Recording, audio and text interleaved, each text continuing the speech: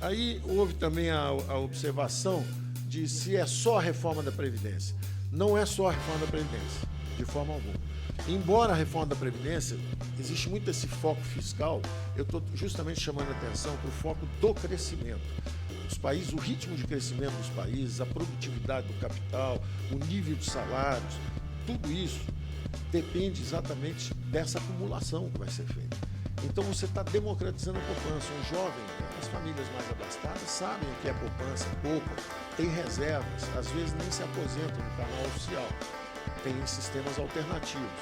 Agora, as famílias mais pobres, desde o início, o jovem tinha que ter justamente sua caderneta individual, a capacidade de ir acumulando, vendo e aprendendo a gerir esses recursos, e principalmente esse dinheiro não some.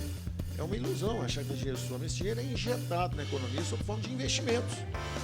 Em vez de ser o que é hoje, que a geração justamente de idosos simplesmente consome aquilo e nada vai para o futuro, na verdade nós temos que ter a capacidade, a potência fiscal é para o próprio sistema, não é para capitalizar. Teve uma outra pergunta também, vamos pegar esse 1 trilhão, não dá para os bancos? Não tem trilhão nenhum, não vai para banco nenhum. Isso aqui, na verdade, o que está acontecendo aqui, na verdade, é o seguinte: você está economizando esse 1 trilhão no tempo para o sistema ficar viável. Quem está pagando mais é quem recebe mais.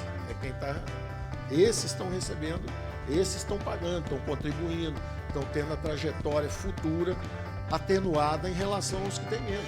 Os 83% de brasileiros que ganham até 2 salários mínimos, esses estão contribuindo menos. Não estão tirando dinheiro deles, eles estão contribuindo menos. Ele pegou a alíquota de 8%, ele, na verdade, é o time. Nós simulamos várias alíquotas e também contra-intuitivo, são 70 milhões de contribuintes, na verdade são 50 milhões, 20 milhões de autônomos. Você pega lá 85% desses que contribuem, na verdade você está reduzindo de 8% para 7,5% a contribuição deles. Eles estão contribuindo menos. E os outros, esses sim, os que têm uma aposentadoria generosa, e eu estou chamando a atenção claramente disso, o que era um sistema previdenciário que mantinha essas diferenças, essas desigualdades, que se tornaram privilégios face a quão baixo é o dos demais, na verdade está assumindo um caráter regressivo. Está virando, quer dizer, a mesma justiça social que é feita no imposto de renda invadiu a Previdência brasileira, porque não é possível mais manter essa diferença tão grande. Então é isso que isso está fazendo. Não tem esse ataque aos de baixo, tirar 1 trilhão de baixo, não tem nada disso. É uma visão totalmente equivocada do que está acontecendo. Está acontecendo que você pegou 80% que são os de baixo, dizendo assim, vocês contribuem menos um pouquinho. Agora, todos nós ficamos um pouco mais de tempo.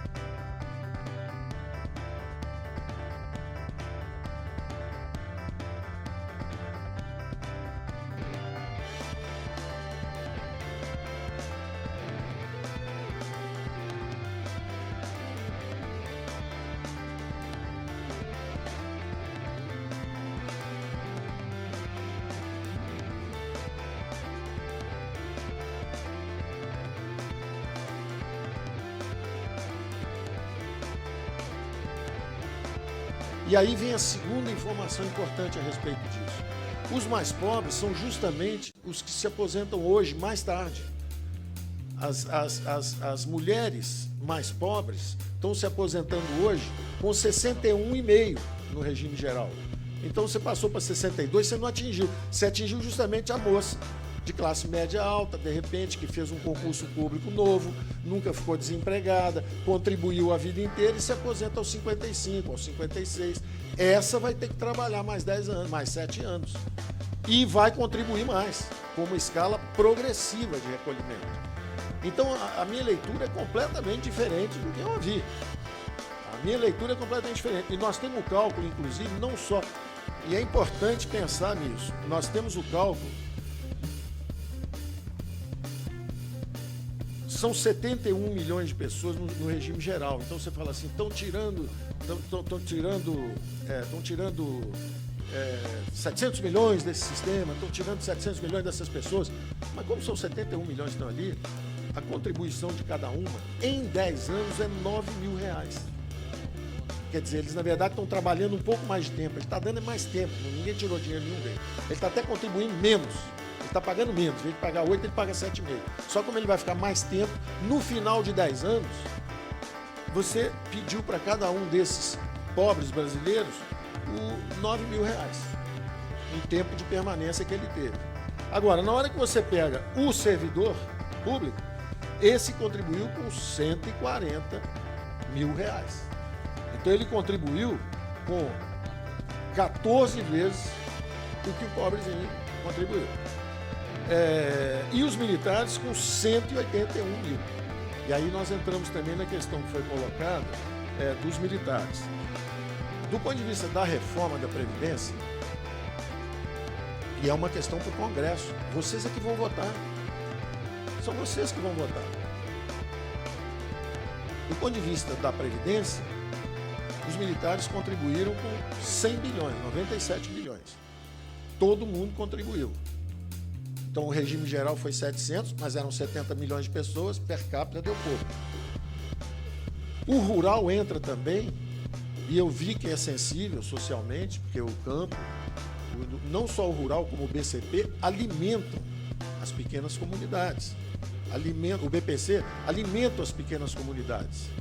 Então essa sensibilidade existe mesmo. E é compreensível que haja essa apreensão em relação à coisa. E perfeitamente é possível que o Congresso vá lá e mexa nisso. Agora, vocês têm que pensar também o seguinte, no caso do rural.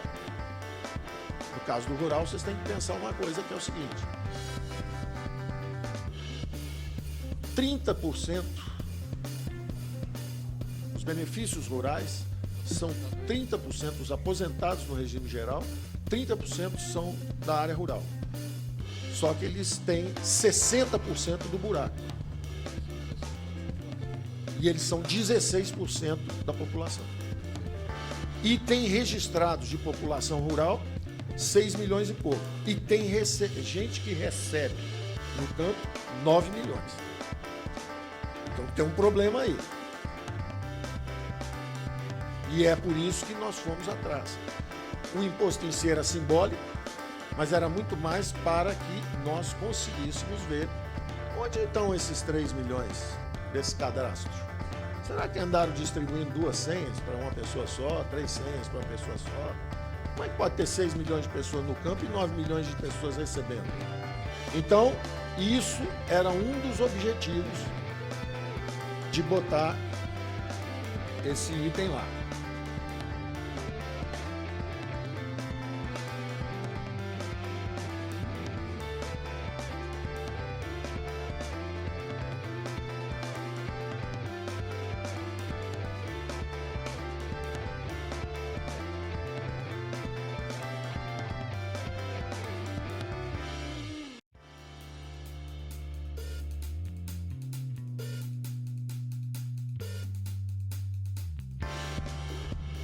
Que é funcionário da Previ, que é funcionário da...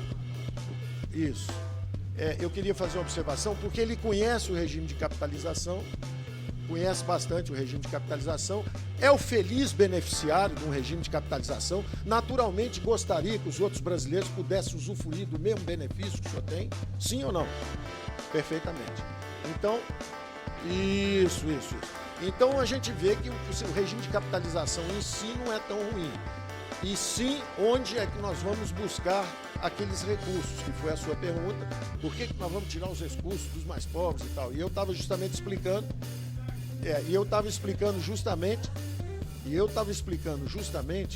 que só precisa de complementar quem não está satisfeito com o oficial. E se a complementar voa direitinho, né? Quem sabe o oficial voaria também se tivesse uma pessoa da sua qualidade gerindo esses ativos e fazendo bons recursos, bons usos disso para as futuras gerações, como foi experimentado lá na gestão dos seus fundos. Vocês viram que é possível fazer isso, né? Então é só isso.